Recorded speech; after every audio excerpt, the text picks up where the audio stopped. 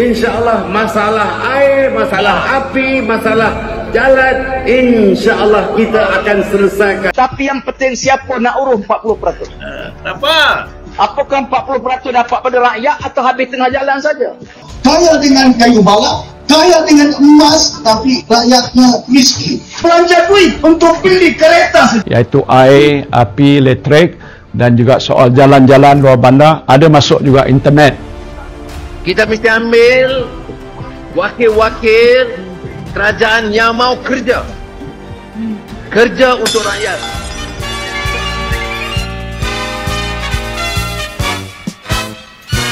Assalamualaikum, salam sejahtera. Inilah orang yang duk cerita Sabah for Sabah, Habah untuk Sabah, Parti Melayu ni jangan duk datang. Kita tahu dalam PRU dulu dia ada bertanding di beberapa kursi parlimen di Semenanjung. Duk kata Sabah for Sabah, ini jangan datang Parti Semenanjung, Parti Malaya. Inilah ahli politik. Apa percaya tak percaya. Tapi okey, saya buat poll Kita tengok lagi poll adakah dia. Katanya yang paling termiskin ini di sana, Labuan Daerah. Kenapa bumi yang kaya dengan minyak, kaya dengan gas, kaya dengan tanah, kaya dengan kayu balak, kaya dengan emas, tapi rakyatnya miskin? belanja duit untuk beli kereta saja. Dijaki dong belanja. Keretanya hampir 1 juta. Untuk beli flat number 4 juta. Kalau kita naik kereta yang harganya berjuta, kau tidak rasa jalan berlubang. Kalau kau gunakan duit, berjuta duit, kasih baik jalan yang berlubang, yang merasa bukan 3 orang, ketua menteri, bodyguard, driver, yang merasa 4 juta, rakyat Sabah. Undi kamu jangan pecah-pecah. Kamu yang orang muda, turun ke bawah, pastikan undi jangan salah undi. Mainkan peranan, bukan masa depan saya, masa depan kamu. 50 tahun akan datang. Pecah dengan parti, mereka gunakan orang Sabah, memecah orang Sabah. Melalui berbagai parti, bagi menusi berbagai individu, saya minta kepada rakyat Sabah bulatkan suara supaya dapat membangunkan, memajukan rakyat Sabah dan negeri Sabah ini. Percaya kan? Saya tak percaya langsung. Kita tahu politik ni bukan peta hari ni. Itu politik belakang. Kemarin, lusa atau lepas 10 tahun, 15 tahun kita dah tengok. So nak cuba kata orang lain cuma tengok diri sendiri tu. Percayalah. Saya cakap saya tak percaya seorang-seorang mereka pun. Semua bagi kita, alamak, ini semua politik, bagi duit mana mereka akan sakau. Percayalah. PAS bertanding satu kerusi je, tapi dia hantar satu pasukan besar.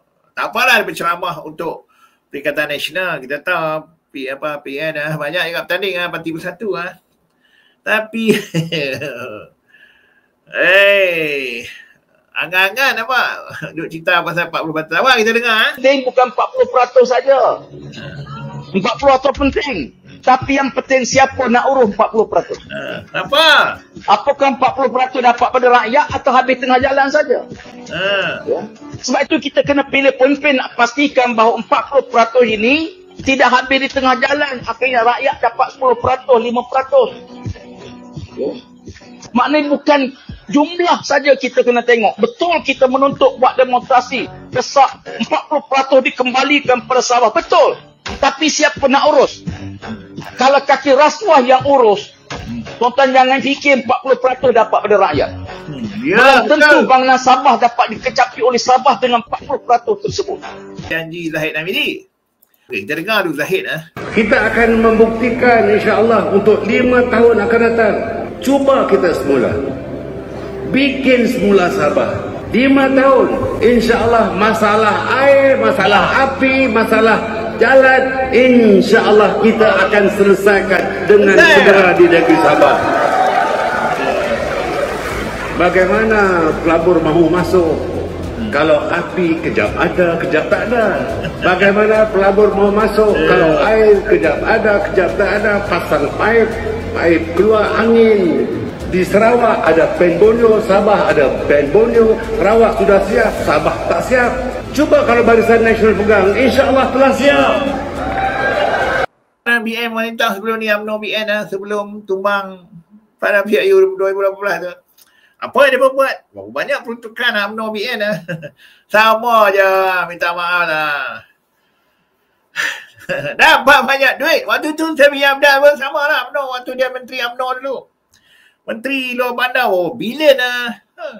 Tak percaya aja ngomong kosong. Okey, ini kita tengok apa janji apa.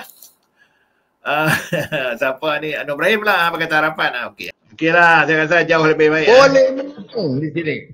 Kita mau kawan-kawan di Sabah faham.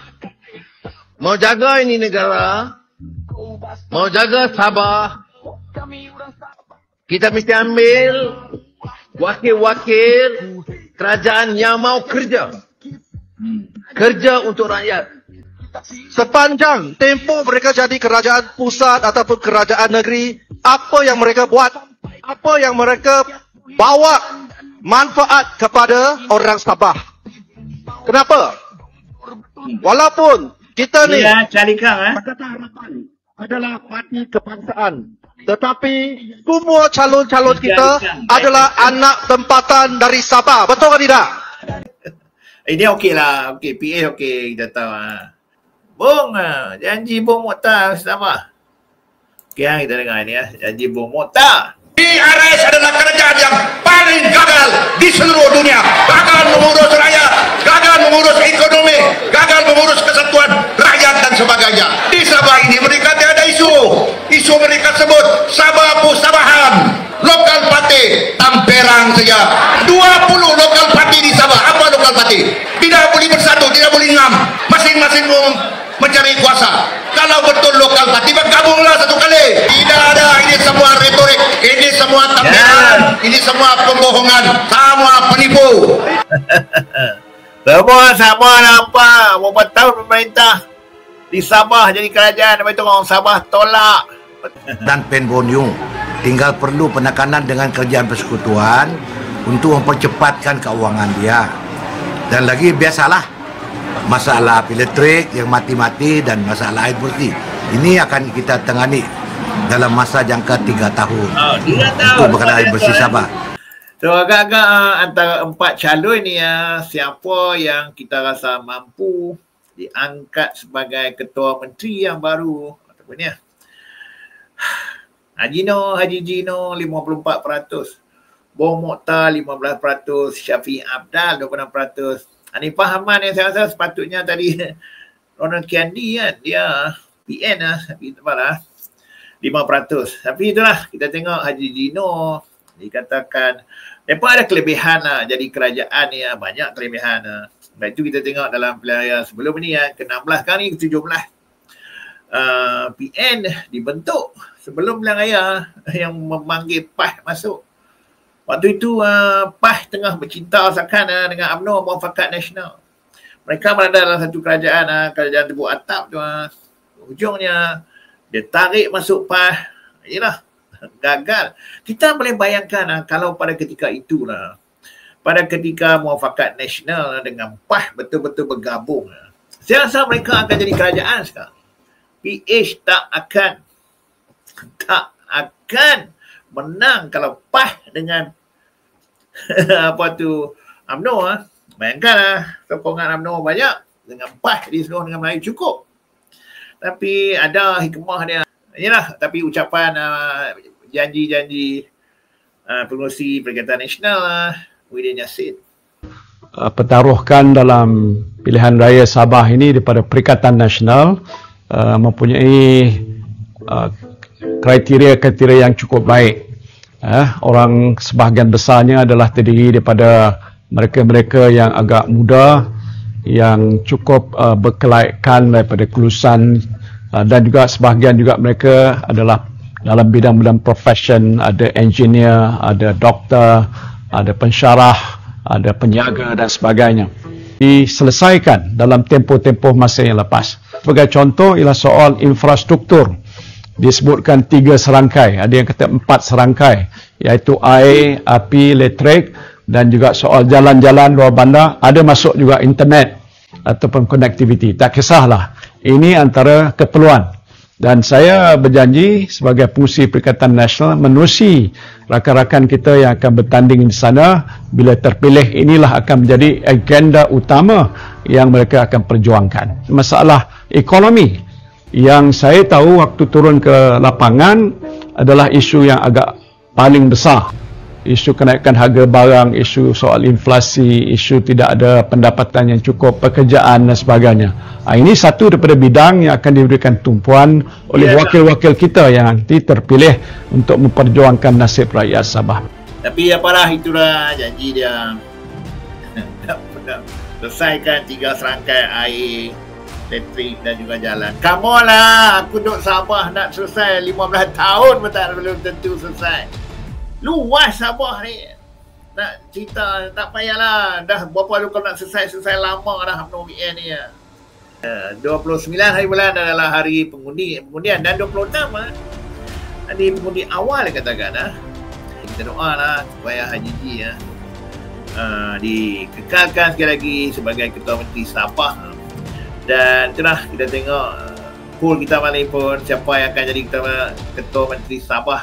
Haji Dino 53%, Bong Mokhtar 15%, Syafiq Abdal 27% dan Anifah Aman Anifah adik Ustaz Aman 5%.